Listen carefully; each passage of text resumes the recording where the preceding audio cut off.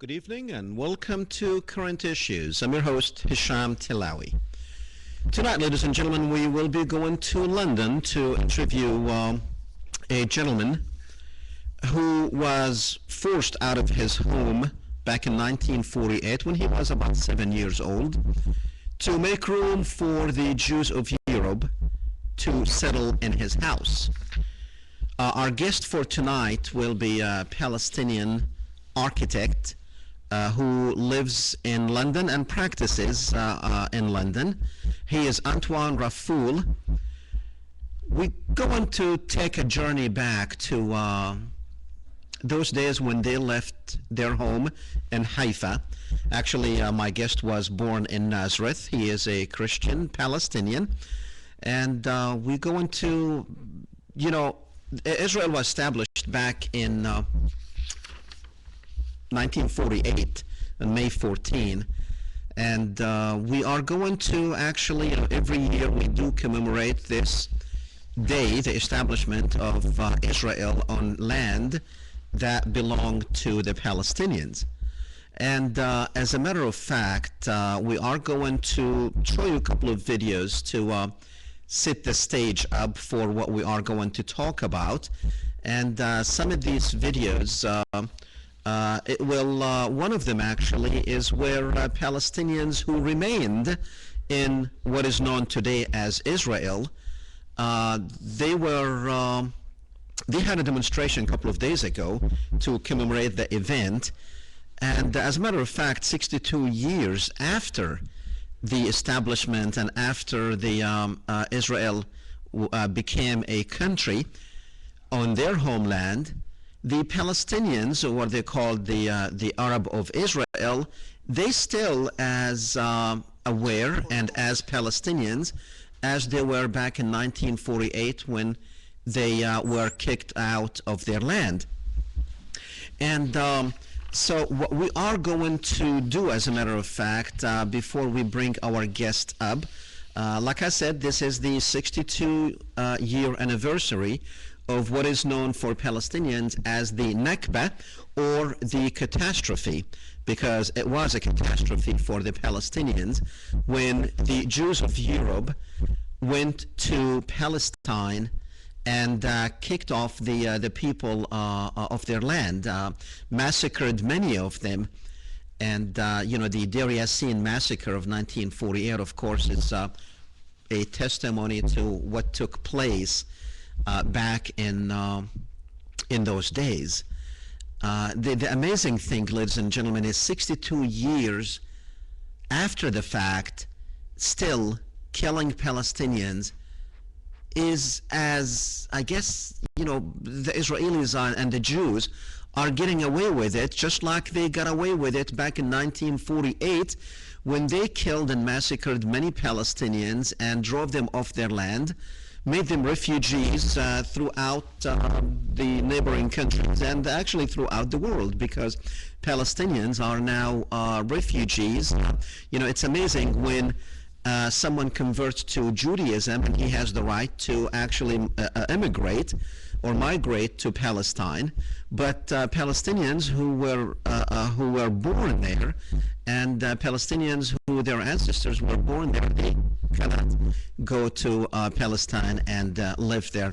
We do have a couple of videos that we will be showing you. Let's go ahead and play these couple of videos, and we will tell you. Actually, the videos are not in any particular order, but it will set the stage to what is happening and what is the Nakba and what is the Palestinian Nakba of 1948 is all about. And then after that, we will be joined by our guest, Antoine Raffoul from London.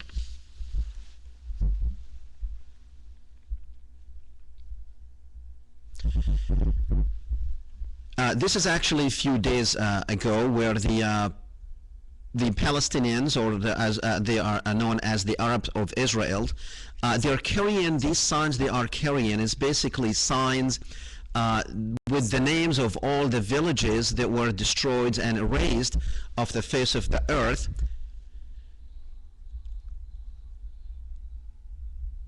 "62 years, they still live in their homeland.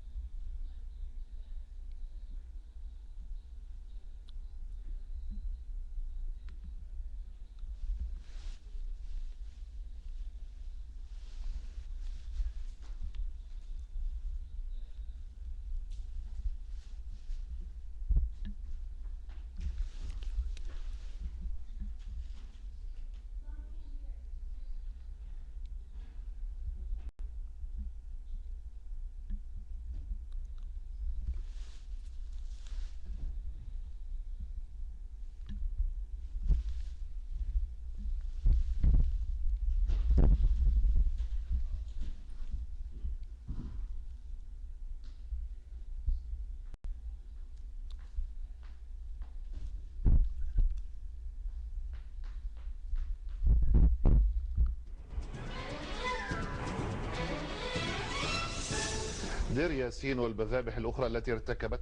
Yassin and other massacres, which were committed by Zionist gangs, were not mere individual or exceptional events. Rather, they were an original part of a consistent pattern, which reflects the Zionist vision of reality and history. The Zionist entity is proud and boasts among the Deir Yassin massacre and honors the gangs, which carried the massacre by naming streets after them in their settlements, which were built on the blood and body parts of Palestinians. صحيح أن الذاكرة العربية مليئة بالأحداث المأساوية التي ارتكبها. It is true that Arab memories are filled with tragic events which the Zionists committed and continue to commit every day. However, today, the international community's memory is in a call the massacre of Deir Yassin to awaken the memory of those who are preparing to commemorate the 60th anniversary of the establishment of the Zionist entity. This entity, which was established through killing, butchery, burning, and displacing millions of Palestinians who fell victims to this entity and to the international silence over the Zionist crimes. What distinguishes the Deir Yassin massacre is that it represents the start of events which placed Palestinians on the path of a tragic fate. Deir Yassin is a humble village northwest of occupied Jerusalem. On April 9, 1948, the village's residents woke up in a panic to the sounds of bombs, landmines, automatic guns, and the buzz of bullets. They had a date with a Palestinian catastrophe with 250 to 360 sacrificed victims. Most of them were women, the elderly, and children. The Deir Yassin massacre was committed by Zionist gangs. Two Zionist gangs, the Irgun and the Stern, committed the massacre in cold blood under the cover of the night. The Zionists chronicled the events themselves so that their black history would be recorded by their black hands, which are mixed with the blood of Palestinians and their excessive desire to kill, rape, and mutilate bodies. They do not deny that they did not even spare pregnant women in this massacre. 60 years in the massacres, slaughters, burnings, displacement, starvation, sieges, and settlements are all one title for one thief, whose name is the Zionist entity.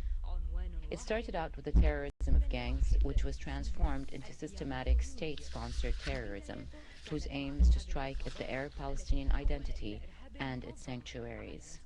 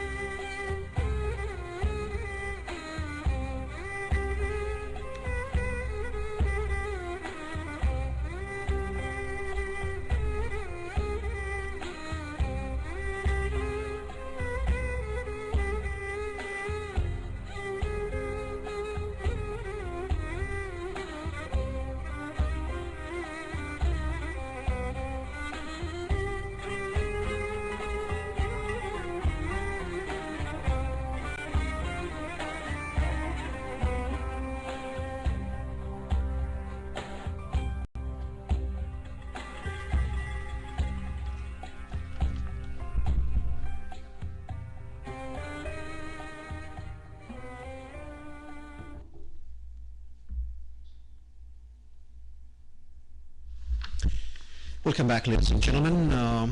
Our guest for tonight is Antoine Raffoul, who is a Palestinian architect living and practicing in London. He was born in Nazareth and was expelled with his family from Haifa in April 1948. He is the founder and coordinator of the 1948 Lest We Forget. His website is www.1948.org.uk.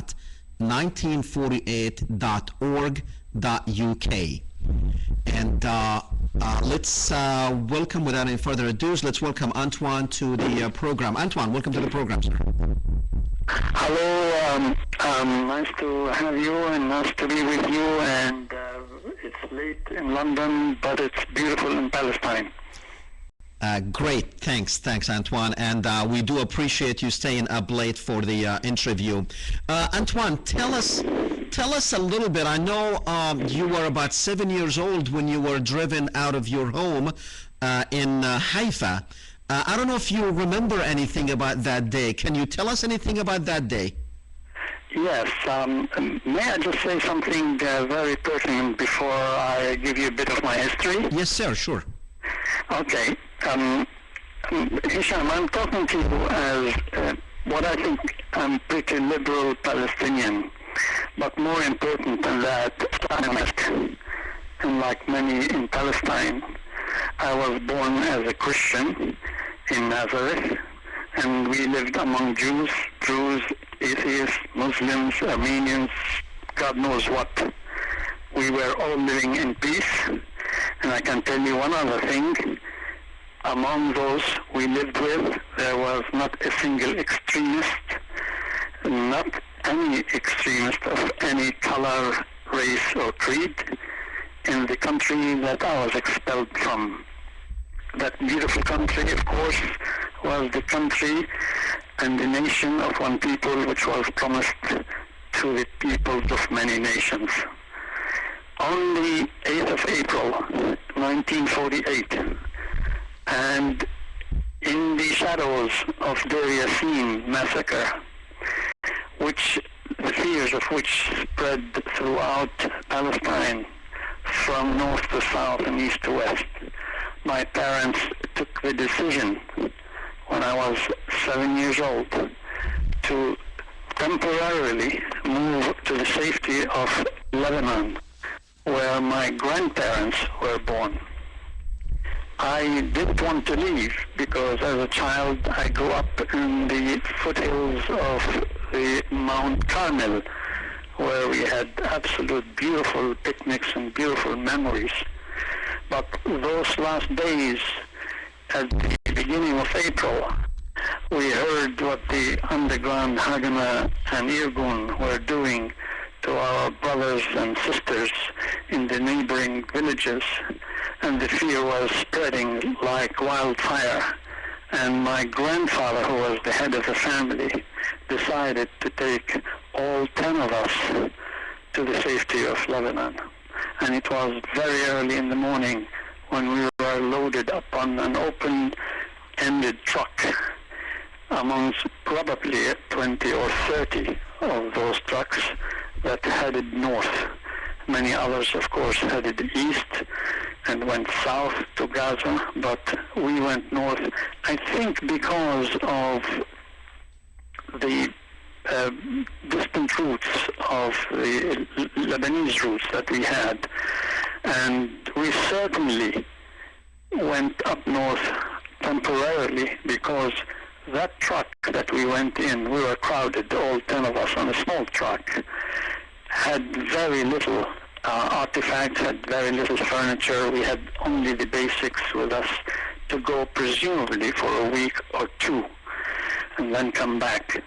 Of course, as soon as Haifa fell, I think it was on the 20th or 23rd of April, 2 weeks later after we left, the borders were closed, and only through very, very intricate dealings my father was able to return by himself to retrieve some of the more precious artifacts, including the key of our house, which had been left previously with our neighbors.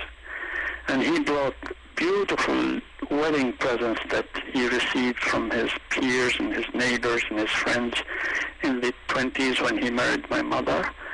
And he brought those with him, and these are the only things that we were able to leave, to take with us from that house. Lots of beautiful things were left behind, which of course the Zionists took. Now, Antoine, you said your family made the decision to leave, but that was not really a decision that many Palestinians were able to make later on, because many Palestinians were massacred and many were forced at the point of a gun to actually leave their homes. The people who made the decision to leave, they left out of fear. And we were the lucky ones, because those who did not have the time and the space to make that decision were massacred. So the fear of those massacres were spreading like wildfire. And our family had no choice but to leave for that week or 2 weeks, what we thought would be the time when things will settle down. Okay.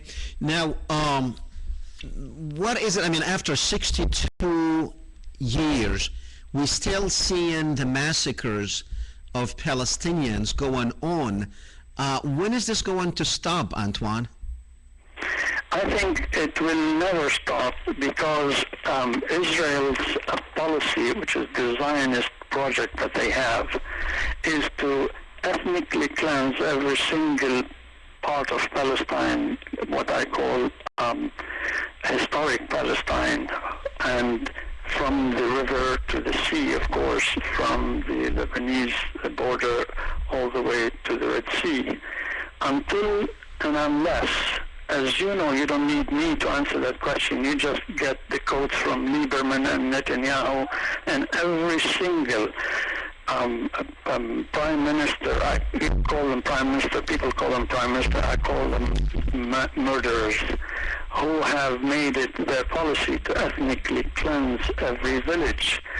And their job has not been finished. It's a project that started, Hesham, from the end of the 19th century, as you know, and many people from the Zionist project said and admitted that, goodness, in 1948 we couldn't finish that job. We have to finish it. And until they finish it, they won't settle down.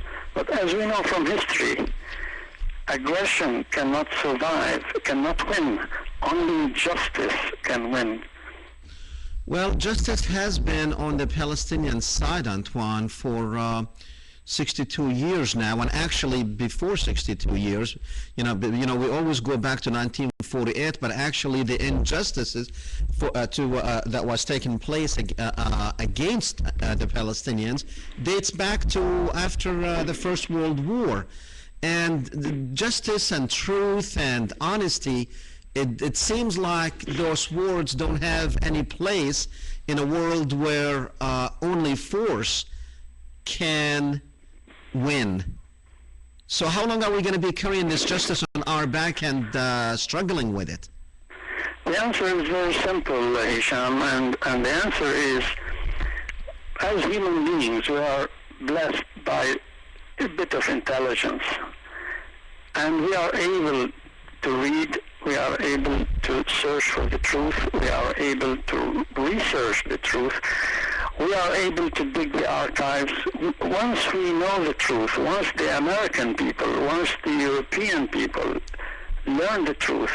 I live in England, and I find a huge bit of difference between this continent and the information that is available to us here and to the European nations are not available to the American continent. And I've lived in America for quite a few years. That's where my education was acquired.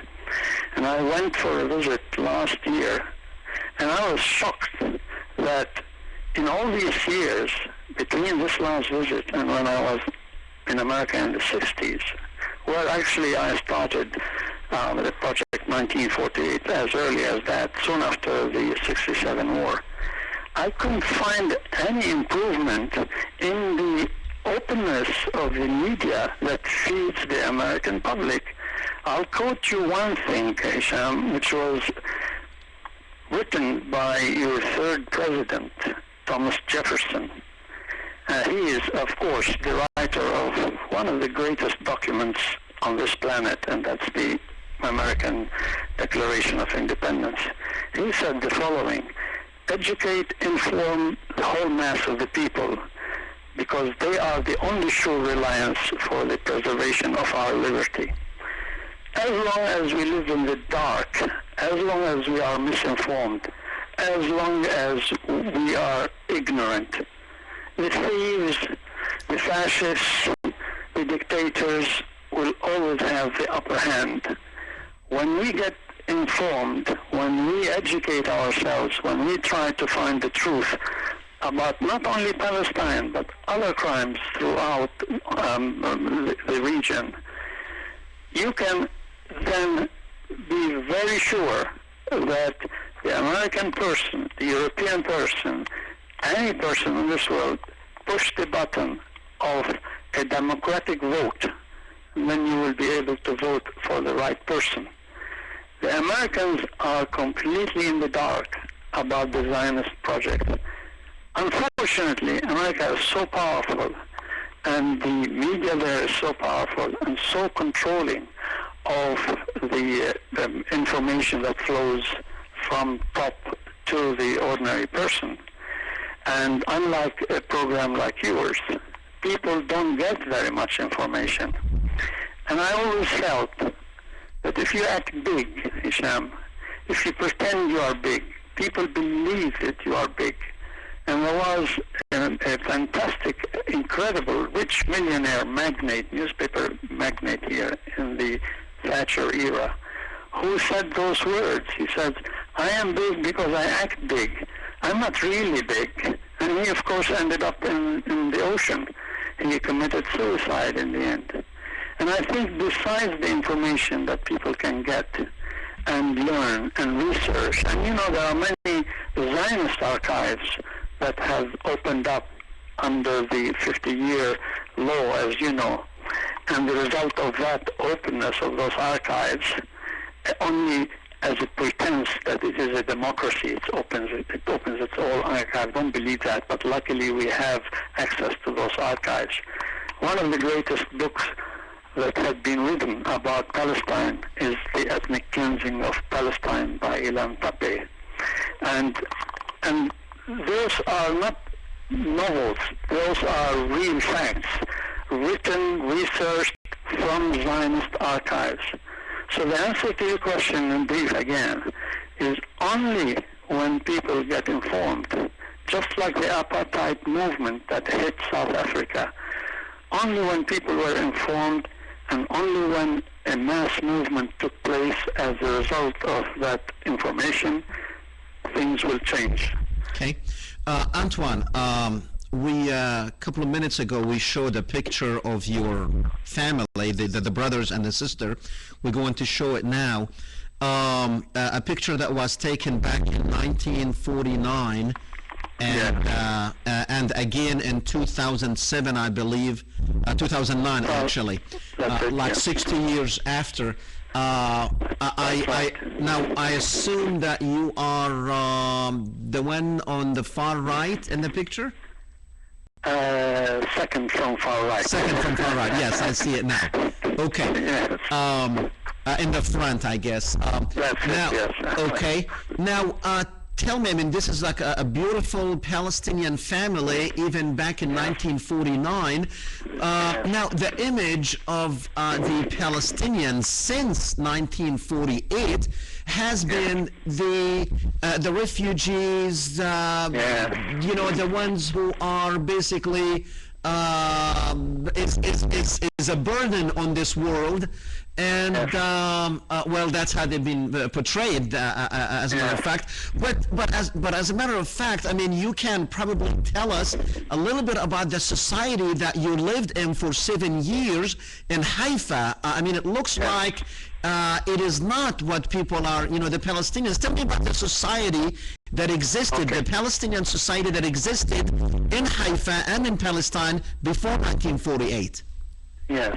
Well, with the little but precious memory that I have, I know my older brother would give you more information about that, but he told me a lot about it. We lived in Haifa al-Atiqa, which is called in English Old Haifa, by the port. The port of Haifa was a very, very busy port, internationally speaking. I think more even busy than Beirut port. And a lot of colonies, colonies are, is the word used very loosely here, really. A lot of areas around Haifa al-Atiqa were German and Europeans and Jewish colonies, yes? And there they were distinguished by almost intelligent people who were able to seek education. They had traveled a lot, and so they were slightly well off. I mean, the refugee problem, Hesham, we must really insist on this. We never had a problem. We never had refugees. We never had extremists until Israel was planted in the middle of our nation. The refugee problem was created by Israel. We didn't create it. We were happily living in that, in Haifa, in our case. And it was a beautiful area of Haifa. It was like almost a bazaarish area of Haifa, right on the foothills of Mount Carmel. And the Mount Carmel is one of the most beautiful mountains along the eastern coast of the Mediterranean. And we used to play in the mountains, go to the beaches, go to the German colony. People mixed very happily together until the awesome days of, well, late November 47 to 48, when the Jewish Haganah took on Plan Dalit and, of course, tried to execute it very fast within 6 months. The whole atmosphere changed completely changed. And they knew, Hesham, that they had to do this. They had to destroy the good life and the normal life and the agrarian life. They didn't want any Palestinian life to exist. Well, my father, to his credit, seriously, he was the only son in his family. And his father, my grandfather, Masoud, who was a trader, he traveled up north, he would travel east, and he was a good traveler as well. He told him, you, Elias, are not going to stay put because you're a spoiled single child. You're going to earn your education by yourself. And I promise you, we still have the degrees he had. So there was this incredible impulse by all Palestinians to learn. My father got educated via post, you know, by post. He took courses in England, and he had 6 degrees. They're called technical degrees. So he graduated as an electronic engineer. By correspondence. By correspondence. That's right, by correspondence. Sorry, yeah. And when we had to leave Palestine, you won't believe what he told us. 6 of us, 5 boys and 1 girl. I will never allow you to be a refugee, because that's what Israel wants you to be. Of course, as it happens, millions of others remained refugees because they didn't have a choice. He said, do what you can to get educated, to go abroad, learn, and come back and return to Palestine as engineers, as intellectuals, as people who think, as people who tolerate, as people who forgive, because that is the weapon that the Zionist will never be able to use against you. Now, by the way, my father also lived in Haifa until 1948, and my grandparents too, even though we were from the Nablus area. Now, I'm interested, Antoine, in because if you remember, Golda Meir said that the Jews came to a land without people for people without a land, referring to Palestine as did not have people. But yet, from what you're telling us and from the pictures that we are seeing, that Palestine was a very dynamic country, and the Palestinian society was very dynamic, where I mean, we see like theaters, we see all kind of things that were. Tell me about. I mean, was it? I mean, compared to the other societies around it, you know, like the societies in, for instance, in Jordan and Iraq and Syria and Morocco and Libya and Saudi Arabia, you know, amongst the Arab, what is known today as the Arab world. Tell me about the Palestinian society back then. Well, as I said earlier, the location of Palestine, and in particular the location of the Galilee and the location of Haifa and Jaffa, by nature of that location, open to the sea, it imported, as Beirut does. I grew up in Tripoli, even Tripoli, the northern city in Lebanon. Beirut, not so much Sidon, yeah? And Haifa and Jaffa were exposed to Western cultures. We devoured it. We were hungry for it, yeah? And we, how do you call it? We digested it and made our own. We colored our own cultures as well. But basically we were agrarian people of the land, the love of the land and the love of the family. And I think the look to get educated, to get enlightened, to improve your lifestyle. We had cinemas in Haifa. I don't remember them very well myself, but I heard my family, my older brothers, there's 3 older brothers than I am, they used to go. One of the best aspects of living in Haifa was the educational system, Hesham. We had foreign missionary school, like the Salesian and the Freyer school. I don't know if you know those, or your audience knows of those. And they are stunning schools. They're like equivalent of a high-class private school here in England, which will cost a bombshell to get into it. Yeah, over there it was. And don't forget, we were also waking up from a mandate government, which turned out to be not the government that had been intended to be.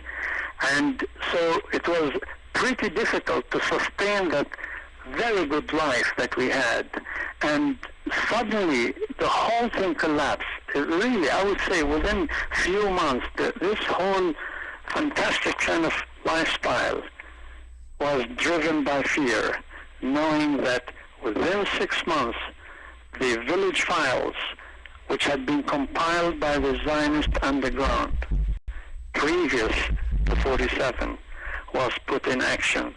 No country in the world, not even America and Iraq, they're still fighting to occupy and control that country.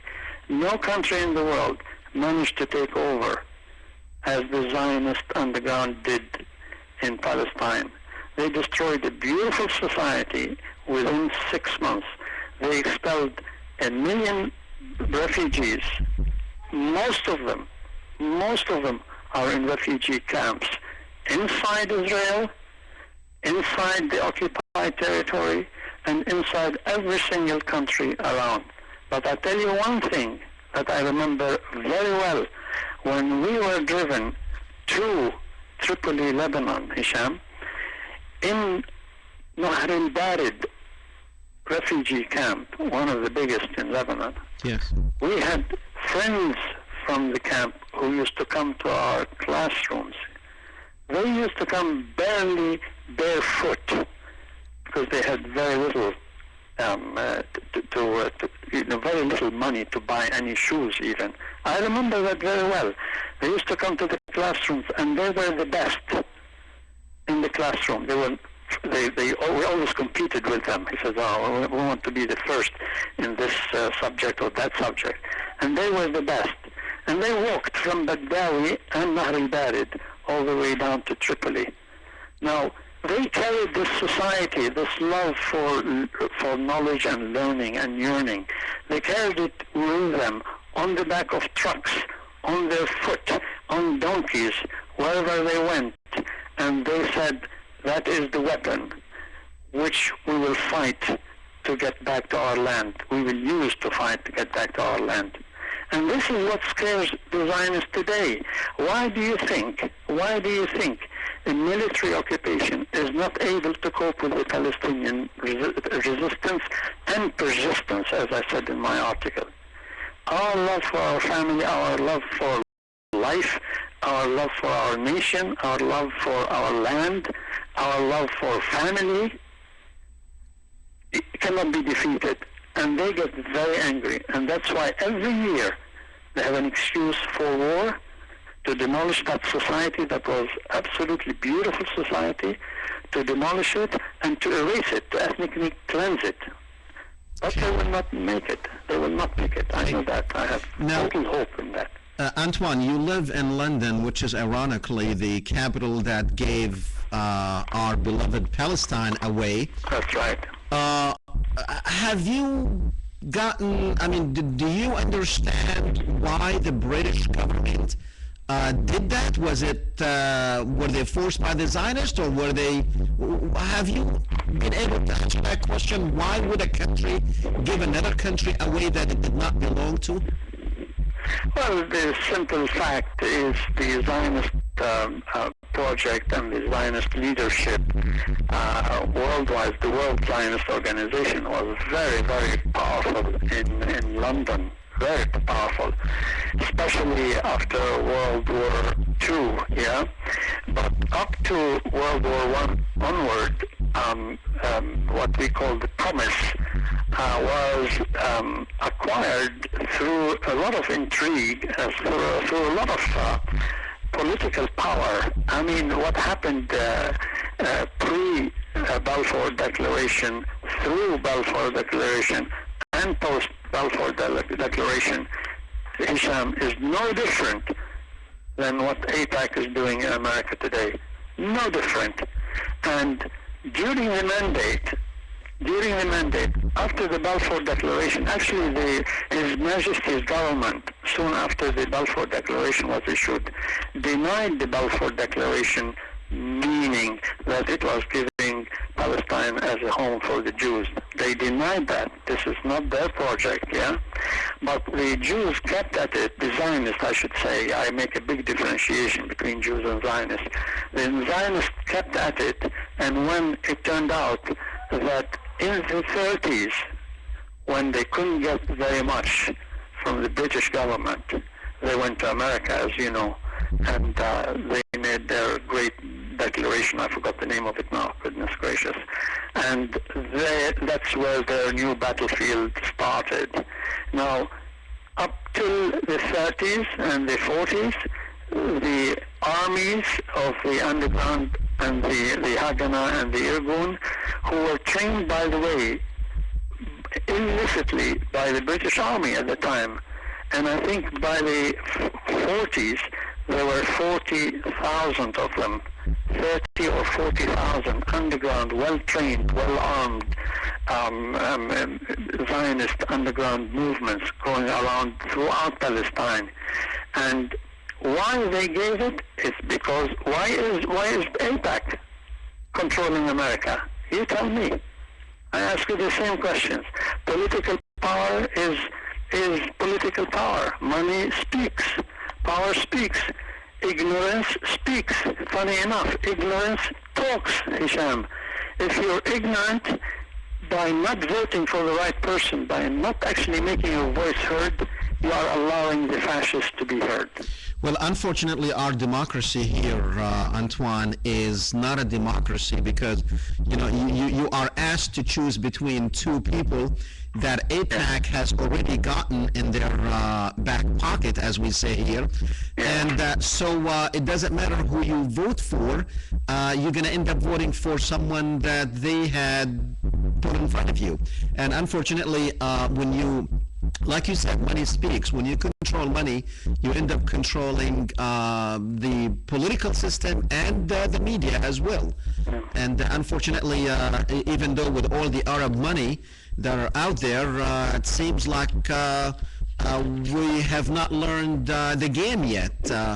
Well, it may take a while to learn it, but I don't know, I'm pretty hopeful. I was very depressed 10 years ago or 15 years ago, seriously, and after the Oslo agreement, I just got downhill, and I thought, okay, there's no way we're gonna keep at it negotiations-wise.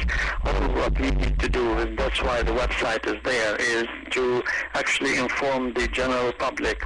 And the reason I didn't come to England because it's the country that took my country away. I came because of work, and I found it a fertile land, really, for recruiting people who are seeking information. They're pretty close to the Middle East, and they traveled a lot. I mean, many English people travel all over the place.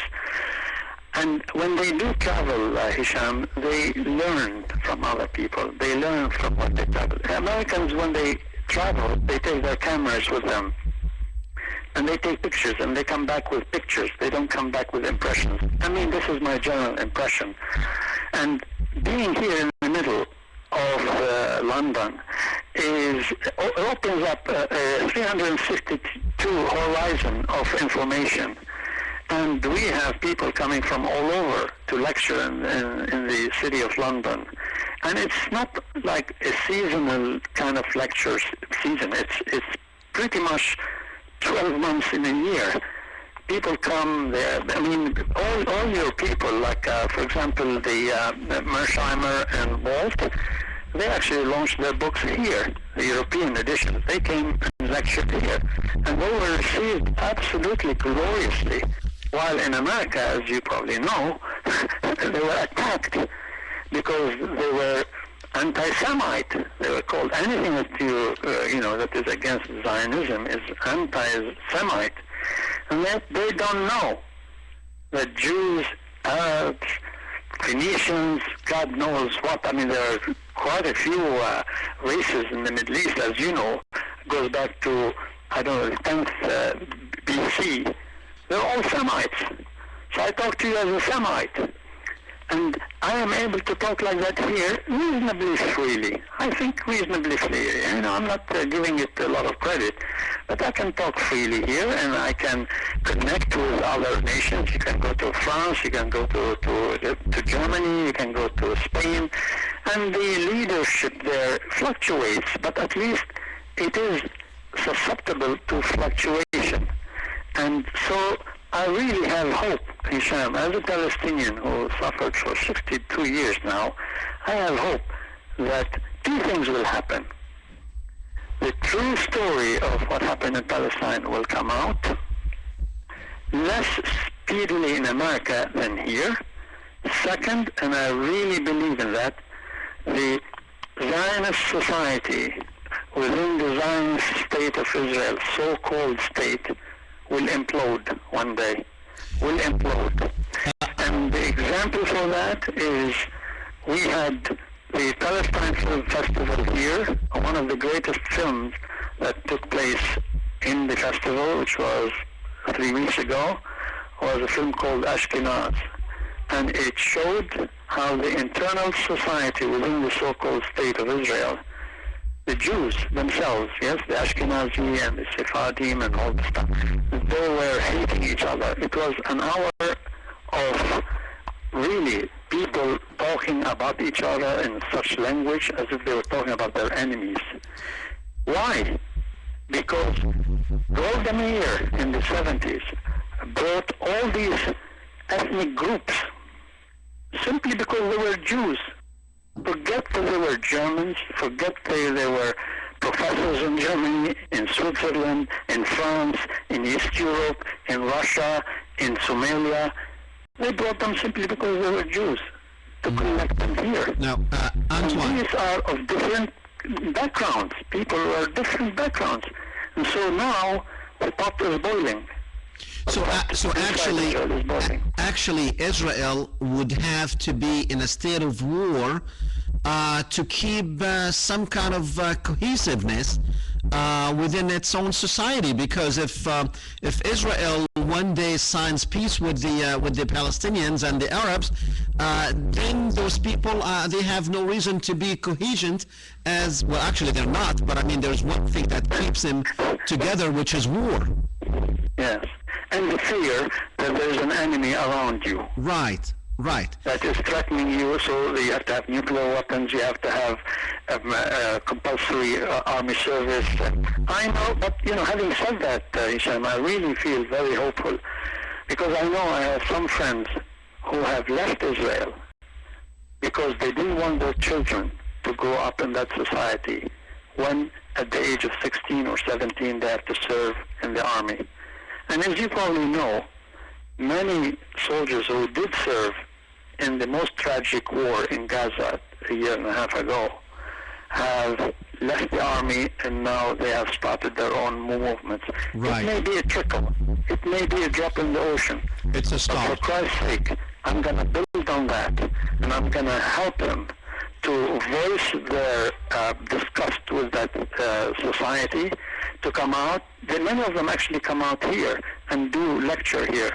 Now, I don't ever think that they will ever go to America and do the same. I'm not sure. You tell me about that. Some of them do. Yes, some of them do come. There are several groups. Just like you said, it's a trickle, but it's something. Tell me, we have a few minutes left in the program. Sure. I want to talk about your website, www.1948.org.uk. Tell me about it. When you started it, and what's the purpose, and what do you have? What are the contents on that website? The contents are all archival contents, researched from legal books and books that had recently been written by friends that I know and professors, world-renowned professors. They're all archives. Nothing is personal. Some of it is personal, but most of the 99% of the information you can dig out. It's not Antoine Raffoul's creation. Yeah, you can dig out. And the reason for that is because Antoine Raffoul and many Palestinians in this country, like me, are tired of relying on negotiations with the Zionist entity, because we know that negotiations with the Zionist entity are not leading us anywhere. 62 years later, are you crazy? They are not leading us anywhere. We have already one historic Palestine occupied by a military force which has no equal. It's the fourth largest and probably the second largest in nuclear armament. We have it is one state. It's occupied without democracy. It's a fascist state. And Benito Mussolini said everything in that state for the state, nothing outside the state counts, and nothing against this state will be tolerated. That's fascism. That site is for information. People ask me, what do you want me to do to help? And I said, read this website, read the ethnic cleansing of Palestine, read the Israel lobby, read the persistence of the Palestinian question, read some of the great courageous writers in Israel, read them and you make your mind. You don't rely on Antoine Raffoul to tell you what to do. You go and read and find out the truth, and then you act. When was the last? We started this website in 2006. When was the last time you visited Haifa, Antoine? I haven't visited Haifa, and as you probably read in that article I wrote, is I am going back for the first time since 1948 with my brothers. It's supposed to be a secret, but here it is on national television. We are going exactly on April 8, 2011. To take another picture. I want to put that on my calendar. Hopefully I'll meet you there and take the picture for you. It will be lovely to see you there. It will be an honor to have you around. Wait, okay, we lost him. What happened? For help. Okay. I don't know how that happened, but we lost him. Okay. Well, Antoine, we apologize. We lost you somehow, and hopefully, just wanted to tell you, actually, the program is almost done with. I just wanted to tell you, thanks for coming on the program, and it has been really an honor and a pleasure having you on, and we apologize about that technical difficulty that somehow it happened. I'm not really sure how it happened, but I guess sometimes those things do happen where we lost. After all, it was a connection with England, and probably something happened. I don't know. I'm just embarrassed and sad that I did not get to thank Antoine for coming on the program. So thank you, and believe me, I accept the invitation to see you there on April 8th, 2011. And ladies and gentlemen, well, I guess we have like about a minute or so left in the program. This is the, I guess this is the mystery in this Palestinian catastrophe that took place back in 1948, which probably the catastrophe took place a little earlier, but 1948 is the benchmark where the state of Israel was established on land that belonged to other people for thousands and thousands of years, people who were of different religions, not just Muslims. But as Antoine he is a Christian, he's a Palestinian Christian, and as he made it clear in the beginning that Palestine was a country where all religions and all different ethnicities actually lived there, where Jews, Christians, Muslims, Armenians, and Cherkess, and all kind of people have lived in Palestine before the Jews of Europe came to Palestine. It's an agony, and it's the misery of the Palestinian people, but I guess that's their destiny, and they're holding on for 62 years. They are holding on to the memory of their country, and as a matter of fact, let's not forget those people who remained behind, and they are known as the Israeli Arabs because they do have the Israeli citizenship, but they haven't forgotten their Palestinian heritage, and they haven't forgotten their beloved Palestine. And so that's basically the message of today, that the Palestinians will continue to go on and on and on. Regardless of what happens, there will always be Palestinians. It does not matter how much time is passed or elapsed, and the catastrophe of 1948 will always keep bringing in the memory of the Palestinians, and actually in the conscience of the world. Now all we have to do and say, me and this little guy here, and he has a good haircut, by the way, you see that? That's for the summer. Good night. See you next Thursday. There you go. Or it won't see me. Yeah, exactly. We'll see you. Because you are going to Palestine.